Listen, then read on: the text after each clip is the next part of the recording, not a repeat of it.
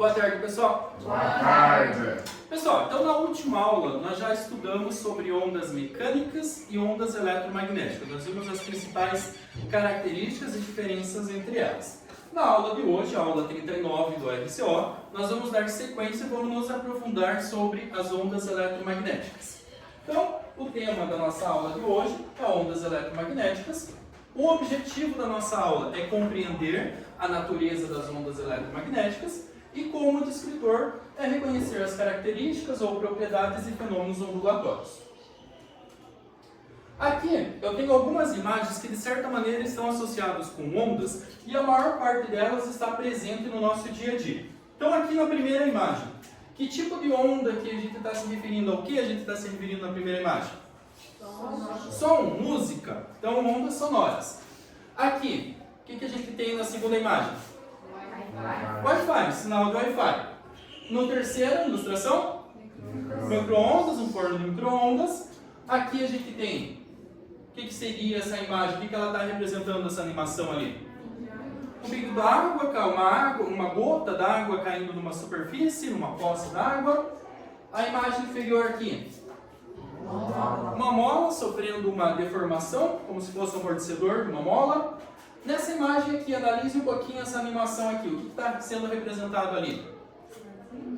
A gente observa a formação do arco-íris e quando que ele está se formando aqui o que a gente chama de arco-íris? Quando ele está atravessando esse material que a gente chama de prisma. Então vocês observem que antes a gente tem a luz branca. Do que é composta a luz branca? Ela é uma mistura de todas. Isso, então todas as cores aqui, do que a gente chama arco-íris, juntas vão formar a cor branca, a luz branca. Então ela sofre um fenômeno quando atravessa esse prisma e forma o arco-íris. Aqui nós temos um raio-x e por fim terremoto, ondas sísmicas, abalos sísmicos, o que acontece no movimento das placas tectônicas. Então agora vamos identificar quais são mecânicas e quais são ondas eletromagnéticas. Então a primeira, que a gente identificou como uma onda sonora, como uma música, como um som. É uma onda mecânica ou uma onda eletromagnética, Gabriela? Qual que é a principal característica das ondas mecânicas? Elas conseguem se propagar em qualquer meio, Gabriela? Ondas mecânicas? Em que meio que as ondas mecânicas, no caso o exemplo ali, o som, não conseguem se propagar? No vácuo. Então ondas mecânicas não vão conseguir se propagar no vácuo. Então, caso nós estejamos no vácuo, estamos numa nave lá no vácuo, acontece uma explosão, a gente escutaria a explosão? Não, porque o som não se propaga. O efeito visual a gente conseguiria enxergar, mas nós não ouviríamos nada. A segunda imagem, a gente tem um sinal do Wi-Fi. O Wi-Fi é uma onda mecânica ou uma onda eletromagnética, Laís? Eletromagnética. Eletromagnética. Então, o sinal do Wi-Fi poderia se propagar no vácuo? Sim, porque as ondas eletromagnéticas não necessitam do meio material, então o sinal do Wi-Fi poderia se propagar no vácuo. No terceira imagem ali, na animação, a gente tem um forno micro-ondas. As ondas produzidas num forno de micro-ondas, elas são ondas mecânicas ou são ondas eletromagnéticas, Nicole? É ondas eletromagnéticas. Qual que é a principal característica? Não necessita do meio material para se propagar. Professor, e essas ondas fazem mal para a saúde? Você diz as ondas eletromagnéticas fornecidas pelo forno micro-ondas? Sim.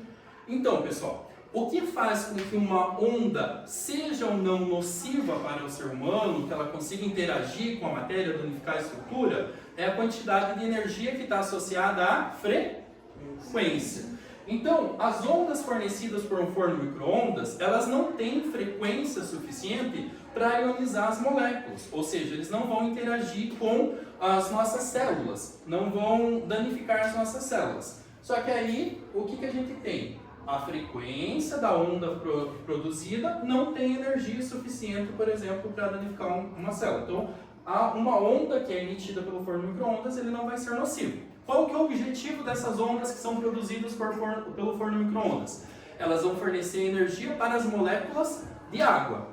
E vai acontecer o fenômeno chamado de ressonância, fazendo com que o alimento ele fique aquecido mais rapidamente. Mas as ondas dentro do espectro do micro-ondas, dentro da faixa do micro-ondas, elas não são nocivas para nós seres humanos. Na quarta animação ali, a gente tem um pingo d'água caindo em uma superfície e tem a formação de uma onda. Essa onda seria uma onda mecânica ou uma onda eletromagnética, Camille? Mecânica. E o que permite você dizer que é uma onda mecânica? O que está caracterizando ela ali? Pelo fluor. E que ele está se propagando em que meio? Então, você tem um pingo d'água que cai na superfície da água. Qual que é o meio que essa energia vai se propagar? A própria água. Então, é uma onda mecânica. Ela não necessita do meio material para se propagar. E ela está sendo produzida pela oscilação do meio mecânico. Quando a gente fala meio mecânico, a gente está falando ou algum material que está no estado sólido, ou no estado líquido, ou no estado gasoso. Tem que ter algum tipo de molécula em algum estado físico. Os principais estados físicos. A onda produzida em uma mola é uma onda mecânica ou uma onda eletromagnética, Gisele? Mecânica. E qual que é o meio que essa onda mecânica está se propagando? A própria mola. Então ali é o meio na qual ela está se propagando. Aqui nós temos a formação do arco-íris. A formação do arco-íris quando a luz branca atravessa um prisma. A luz no geral é uma onda mecânica ou uma onda eletromagnética, Daniel? Não sei. Vamos pensar assim, Daniel. Qual que é a principal fonte de luz que a gente tem no dia a dia se nós excluirmos as lâmpadas? Se a lâmpada aqui estiver apagada, qual que é a nossa principal fonte de luz? O sol? O Sol. E entre o Sol e a Terra, a gente tem uma região de vácuo, certo? Então, seria possível a luz do Sol, se ela fosse uma onda mecânica, conseguir atravessar essa região do vácuo? Não, porque ondas mecânicas, elas não se propagam no vácuo, elas precisam do meio material para se propagar. Então, fazendo essa analogia, a luz vai ser uma onda mecânica ou uma onda eletromagnética? Eletromagnética? Isso, a luz é uma onda eletromagnética. E aproveitando a pergunta que a gente tinha feito, se as ondas produzidas por um forno micro-ondas, se elas eram prejudiciais para nós, se nós pegarmos a luz visível, que é a luz os comprimentos de onda que a gente consegue enxergar, eles também não são nocivos para nós. Nós estamos expostos à luz da lâmpada, à luz do sol, porque elas não têm frequência suficiente para interagir com a nossa matéria. E a frequência da luz é maior do que a frequência do micro-ondas. Então, portanto, com certeza, o micro-ondas ele não vai fornecer ondas que são nocivas para o nosso corpo. No raio-x, quando a gente faz um exame de raio-x, que tipo de onda que vai atingir o nosso corpo? Ondas mecânicas ou ondas eletromagnéticas, Eric? Ondas eletromagnéticas. Elas conseguem atravessar toda a estrutura do nosso corpo? Músculo, gordura, pele, osso? O que ele não consegue atravessar? O raio-x não consegue atravessar? Os ossos. Então, por isso que fica esse contraste entre a parte escura e a parte clara. A parte escura é a parte por onde atravessaram as ondas eletromagnéticas. E a parte que fica mais clara é a parte da estrutura óssea que não permitiu. Então, o raio-x ele consegue atravessar a nossa pele, consegue atravessar a gordura, consegue atravessar o músculo, mas não tem energia suficiente para atravessar os nossos ossos. E aqui, as ondas sísmicas, as ondas produzidas por um terremoto, elas são ondas mecânicas ou ondas eletromagnéticas, Regina?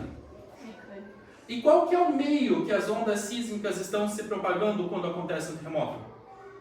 Na Terra. A Terra mesmo. É o movimento das placas tectônicas que vai produzir uma onda sísmica que vai se propagar pela superfície e pode causar alguns danos dependendo da magnitude que for aquele terremoto, né?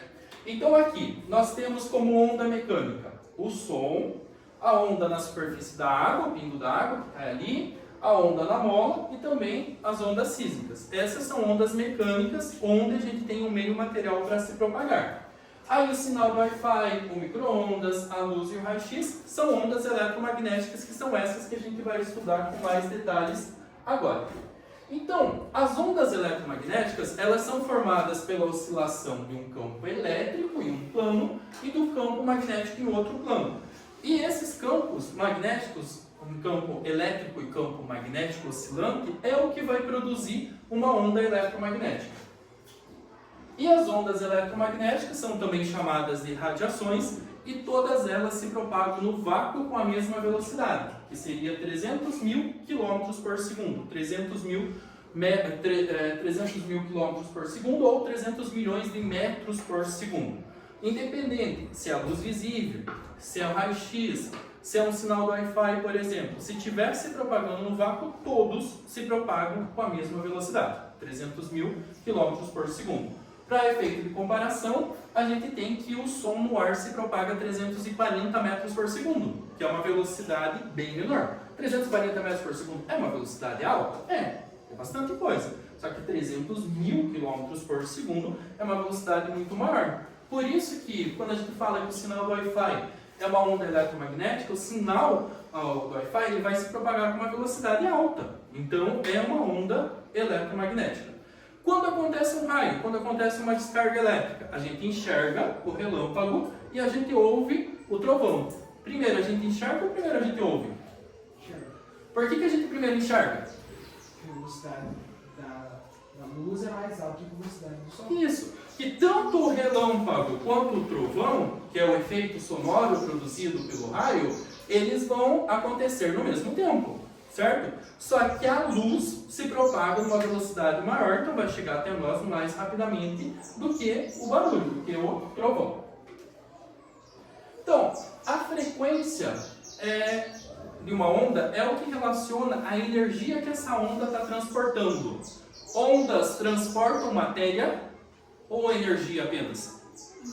Só a energia. Então, nenhuma molécula é carregada por uma onda. Você tem que a energia transmitida de uma molécula para outra, mas você não tem o transporte de matéria. Então, quanto maior for a frequência, mais energética vai ser aquela onda. Exemplos do dia a dia que a gente pode também relacionar com o que seria a frequência. O que a gente tem no dia a dia que a gente usa esse termo frequência? Na escola aqui, por exemplo. Frequência escolar. O que seria a frequência escolar? Isso, o número de vezes, o número de dias que você veio para o colégio. Então isso a gente chama de frequência. Então, no caso, no movimento, um relógio analógico, um relógio de ponteiro, ele tem 3 ponteiros. Todos eles demoram o mesmo tempo para dar uma volta completa?